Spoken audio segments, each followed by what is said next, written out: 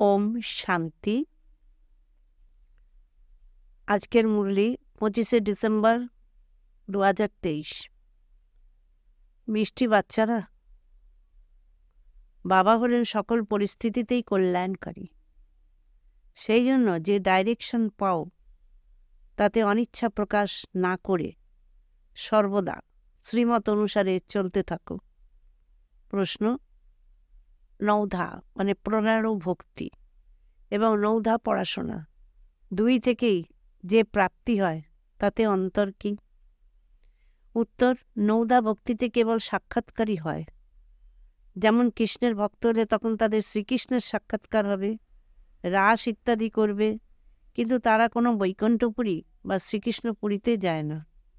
বাচ্চারা, তোমরা নৌধা পড়াশোনা করে যার দ্বারা তোমাদের সকল মনোকামনা পূর্ণ হয়ে যায়, এই পড়াশোনার মাধ্যমে তোমরা বৈকুণ্ঠপুরীতে চলে যাও।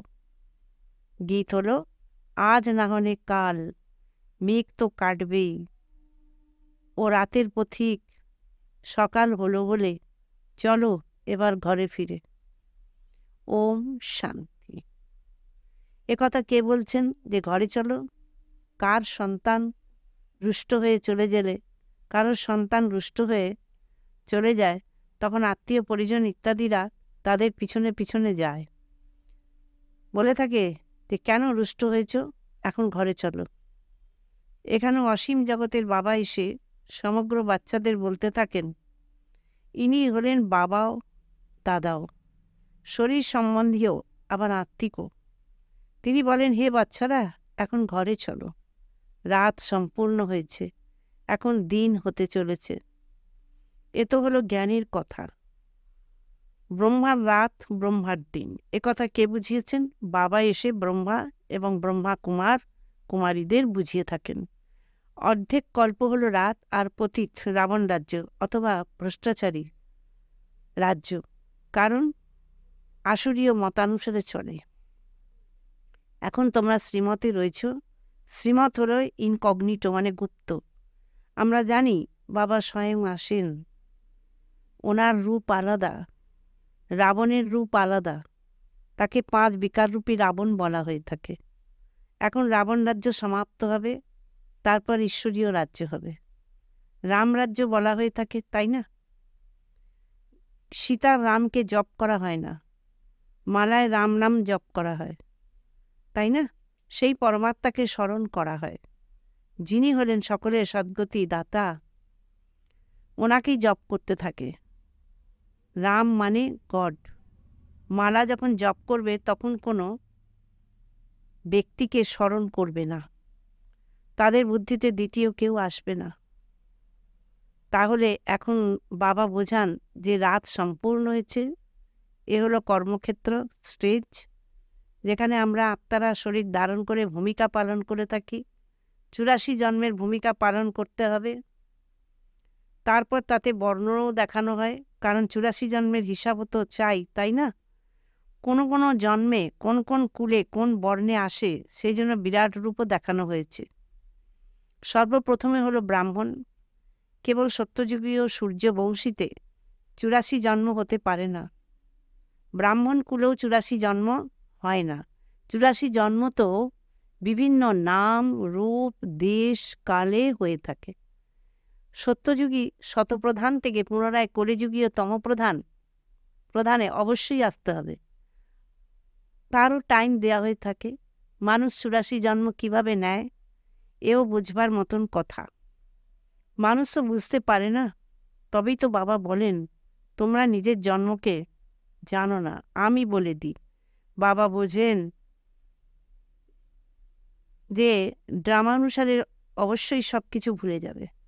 এখন হলো সঙ্গম যুগ, দুনিয়া তো বলে কলিযুগ, এখনো ছোট বাচ্চা, একে বলা হয় অজ্ঞানতা, ঘোর অন্ধকার।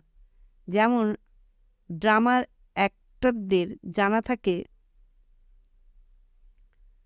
যে এখন নাটক সম্পূর্ণ হতে 10 মিনিট বাকি আছে, এও হলো চৈতন্য ড্রামা। এ কখন সম্পূর্ণ হয় মানুষ তা জানে না। মানুষ তো ঘন অন্ধকারে আচ্ছন্ন হয়ে রয়েছে। বাবা বলেন, গুরু, গোসাই, বেদ, শাস্ত্র, জপ, তপ ইত্যাদির দ্বারা আমাকে পাওয়া যায় না। এসব হলো ভক্তিমার্গের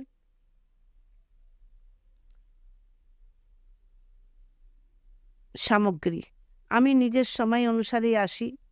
যখন রাতকে দিনে পরিণত করতে হয় অথবা অনেক ধর্মের বিনাশ করে এক ধর্মের স্থাপনা করতে হয়, যখন সৃষ্টিচক্র সম্পূর্ণ হয়ে যাবে তখন আমি স্বর্গের স্থাপনা করব। তৎক্ষণাৎ রাজত্ব শুরু হয়ে যাবে। তোমরা জানো আমরা পুনরায় কোনো রাজাদের কাছে জন্ম নিয়ে থাকি, তারপর ধীরে ধীরে নতুন দুনিয়া তৈরি হয়ে যায়। সব কিছু নতুন তৈরি করতে হয়। বাবা বুঝিয়েছেন আত্মায় পড়াশোনা, সংস্কার বা কর্ম করার সংস্কার থাকে। বাচ্চারা, এখন তোমাদের আত্ম-অভিমানী হওয়া উচিত। সকল মানুষই হলো দেহ অভিমানী। তখন আত্মা অভিমানী হবে, তখন পরমাত্মাকে স্মরণ করতে পারবে। সর্বপ্রথমে হলো আত্ম-অভিমানী হওয়ার কথা। যখন আত্মা অভিমানী হয়ে যাবে তখন পরমাত্মাকে স্মরণ করতে পারবে। সর্বপ্রথমে হলো আত্ম-অভিমানী হওয়ার কথা। সকলেই বলেও থাকে যে আমরা হলাম জীব আত্মা, এও বলে থাকে আত্মা হলো অবিনাশী এবং শরীর হলো বিনাশী। আত্মা এক শরীর ত্যাগ করে অন্য শরীর ধারণ করে। এত কিছু বলেও কিন্তু সেই অনুযায়ী চলে না। এখন তোমরা জানো যে আত্মা নিরাকারী দুনিয়া থেকে আসে, এর মধ্যে অবিনাশী পাঠ রয়েছে। একথা বাবা বসে বুঝিয়ে থাকেন। পুনর্জন্ম নিয়ে থাকে। ড্রামা তো হুবহু রিপিট হয়। তারপরে খ্রাইস্ট ইত্যাদি সকলকে আসতে হবে। নিজের নিজের সময় অনুসারে এসে ধর্ম স্থাপন করে থাকে। তোমাদের এখন এই হলো সঙ্গমযুগীয় ব্রাহ্মণদের ধর্ম। ওরা হলো পূজারী ব্রাহ্মণ, তোমরা হলে পূজ্য। তোমরা কখনো পূজা করবে না, মানুষ তো পূজা করবে। তাহলে বাবা বুঝিয়ে থাকেন এ হলো কত উচ্চ পড়াশোনা, কত ধারণা করতে হবে। বিস্তারিতভাবে ধারণা করে নম্বরের ক্রমানুসারে সংস্কারে সংক্ষেপে তো বোঝে যে বাবা হলেন রচয়িতা আর এই হলো ওনার রচনা। আচ্ছা, এ তো বোঝো তাই না যে বাবা আছেন। বাবাকে তো সব ভক্তই স্মরণ করে থাকে। ভক্ত আছে, বাচ্চাও আছে, ভক্ত বাবা বলে ডাকে। যদি ভক্তই ভগবান হয় তাহলে পুনরায় বাবা বলে কাকে ডাকে? এও বোঝে না, নিজেকে ভগবান মনে করে বসে পড়ে। বাবা বলেন ড্রামানুসারে যখন এমন অবস্থা হয়ে যায়, ভারত একদমই শেষ খাতায় চলে যায়, তখন বাবা আসেন। ভারত যখন পুরানো হয় তখনই পুনরায় নতুন করে নির্মিত হবে। নতুন ভারত যখন ছিল তখন আর কোনো ধর্ম ছিল না, তাকে স্বর্গ বলা হয়। এখন হলো পুরনো ভারত, একে নরক বলা হয়। ওখানে ছিল পূজ্য, এখন হলো পূজারী। পূজ্য এবং পূজারীর অন্তর তো বলে দেওয়া হয়েছে। আমরাই আত্মা তথা পূজ্য, তারপর আমরাই আত্মা তথা পূজারী। আমরাই জ্ঞানী আত্মা, আমরা আত্মারাই পূজারী আত্মা। আপনি পূজ্য, আপনিই পূজারী, এ ভগবানের উদ্দেশ্যে এমন বলা হবে না, লক্ষ্মীনারায়ণকে বলবে। তাহলে একথা বুদ্ধিতে আসা উচিত যে তারা কিভাবে পূজ্য তারপর পূজারী হয়। বাবা বলেন কল্পপূর্বেও আমি এমনভাবেই জ্ঞান প্রদান করেছিলাম, প্রতি কল্পেই দিয়ে থাকি। আমি আসি কল্পের সঙ্গম যুগে। আমার নামই হলো পতিত পাবন। যখন সমগ্র দুনিয়া পতিত হয়ে যায় তখন আমি আসি। দেখো, এ হলো বৃক্ষ, এখানে ব্রহ্মার উপরে দাঁড়িয়ে আছেন। প্রথমে শুরুতে দেখানোই হয় এবং সর্বশেষে রয়েছেন, যেখানে ব্রহ্মা পরে প্রত্যক্ষ হয়েছেন তেমনভাবে উনিও পরে আসবেন। যেমন ক্রাইস্ট আছেন, পুনরায় তিনি পরে আসবেন। কিন্তু আমরা পরে, অর্থাৎ শাখার অন্তে ওনার চিত্র রাখতে পারি না, বোঝাতে পারি। যেমন এই দেবী দেবতা ধর্মের স্থাপনাকার হলেন প্রজাপিতা ব্রহ্মা, এখন বৃক্ষের শেষে দাঁড়িয়ে রয়েছেন। ক্রাইস্ট হলেন খ্রিস্টান ধর্মের প্রজাপিতা, তাই না? যেমন ইনি প্রজাপিতা ব্রহ্মা, তেমনি উনি হলেন প্রজাপিতা ক্রাইস্ট, প্রজাপিতা বুদ্ধ। এনারা সকলেই হলেন ধর্মের স্থাপনাকার। সন্ন্যাসীদের হলো শঙ্করাচার্য, ওনাকেও পিতা বলবে। ওরা গুরু বলে থাকে। তারা বলবে তারা বলে আমাদের গুরু শঙ্কর ছিল শঙ্করাচার্য, তাহলে এই যে শাখায় প্রথমে দাঁড়িয়ে রয়েছেন, তিনি পুনরায় জন্মগ্রহণ করতে করতে শেষে আসেন। এখন সকলেরই তমপ্রধান স্টেজে রয়েছে, একথাও এসে বুঝবে। পরে সালাম করতে আসবে অবশ্যই। তাদের বলবে, অসীম জগতের বাবাকে স্মরণ করো। অসীম জগতের বাবা সকলের উদ্দেশ্যে বলেন, দেহসহ দেহের সমস্ত সম্বন্ধকে পরিত্যাগ করো। এই জ্ঞান প্রত্যেক ধর্মাবলম্বীদের উদ্দেশ্যেই। সকলের ধর্ম পরিত্যাগ করে নিজেকে অশরীরী আত্মা মনে করো, বাবাকে স্মরণ করো। যত স্মরণ করবে, জ্ঞানের ধারণা করবে, ততই উচ্চপদ লাভ করবে। যে যতখানি জ্ঞান গ্রহণ করেছিল ততখানি অবশ্যই এসে পাবে, নেবে। বাচ্চারা, তোমাদের কত গর্ব হওয়া উচিত। আমরা হলাম বিশ্বের রচয়িতা, বাবার সন্তান। বাবা আমাদের বিশ্বের মালিক বানিয়ে দেন, রাজ্য শেখাচ্ছেন। কত সহজ কথা, কিন্তু চলতে চলতে সামান্য কথায় সংশয় চলে আসে। একেই মায়ার তুফান বা পরীক্ষা বলা হয়ে থাকে। একথা তো বাবা বলেই থাকেন যে গৃহস্থী জীবনে থাকতে হবে। সকলকে ঘর পরিবার ছাড়িয়ে দিলে তখন সকলেই এখানে এসে বসে পড়বে। গৃহস্থ ব্যবহারে উত্তীর্ণ হতে হবে, তারপর সময় অনুসারে সার্ভিস করতে থাকবে। যারা কাজকর্মাদি ছেড়ে দিয়েছে তাদেরকে পুনরায় সার্ভিসে লাগিয়ে দেওয়া হয়। তখন কেউ কেউ বিগড়ে যায়, কেউ তো মনে করে শ্রীমতেই কল্যাণ রয়েছে, শ্রীমত অনুসারে অবশ্যই চলতেই হবে। ডাইরেকশন প্রাপ্ত হয়েছে, তাতে আবার অনিচ্ছা প্রকাশ করা উচিত নয়। বাবা প্রতিটি বিষয়ই কল্যাণকারী। মায়া অত্যন্ত চঞ্চল। অনেকেই আছে যারা মনে করে এরকমভাবে থাকাচ্ছে তো কোনো কাজকর্ম ইত্যাদি করি, কেউ মনে করে বিয়ে করি, বুদ্ধি চক্কর খেতে থাকে, এই পড়াশোনা ছেড়ে দেয়। কেউ তো বাবার কাছে গ্যারান্টি করে আমরা শ্রীমত অনুসারে অবশ্যই চলব। ওটা হলো আসুরীয় মত, এ হলো ঈশ্বরীয় মত। আসুরী মতানুসারে চলার কারণে অনেক কড়া সাজা ভোগ করে। ওরা আবার গরুর পুরাণে ভয় দেখানোর মনোরঞ্জক কথা লিখে দিয়েছে, যাতে বেশি পাপ না করে। কিন্তু তবুও থোড়াই শোধরায়। এসব কথা বাবা বুঝিয়ে থাকেন। জ্ঞানের সাগর কোনো মানুষ হতে পারে না। জ্ঞানের সাগর নলেজফুল বাবা বোঝাচ্ছেন। যে বোঝে সে পুনরায় বোঝায়, বলে এ হলো সঠিক কথা, আমরা আবার আসবো। তারপর প্রদর্শনীর থেকে বাইরে বেরোয় আর শেষ। হ্যাঁ, কোনো দুই তিন জনও যদি বেরোয় তাও ভালো, প্রজা তো অনেক তৈরি হতে হবে। উত্তরাধিকার পাওয়ার যোগ্য কেউ মুশকিলই বেরোয়। রাজারানীর এক দুটি সন্তান হবে, তাদেরকে রাজকুলের বলা হবে। প্রজা তো কত আনগিনত, অগণন্তি হয়ে থাকে। প্রজা তো ঝট করেই হয়ে যায়। রাজা কি থোড়াই হয়? 16,108 ত্রেতার শেষে গিয়ে হয়। প্রজা তো কোটি কোটি হবে। একথা বোঝার জন্য বড় বিশাল বুদ্ধি চাই। আমরা পারলৌকিক বাবার থেকে উত্তরাধিকার গ্রহণ করছি। বাবার আদেশ হলো আমায় স্মরণ করো আর উত্তরাধিকারকে স্মরণ করো।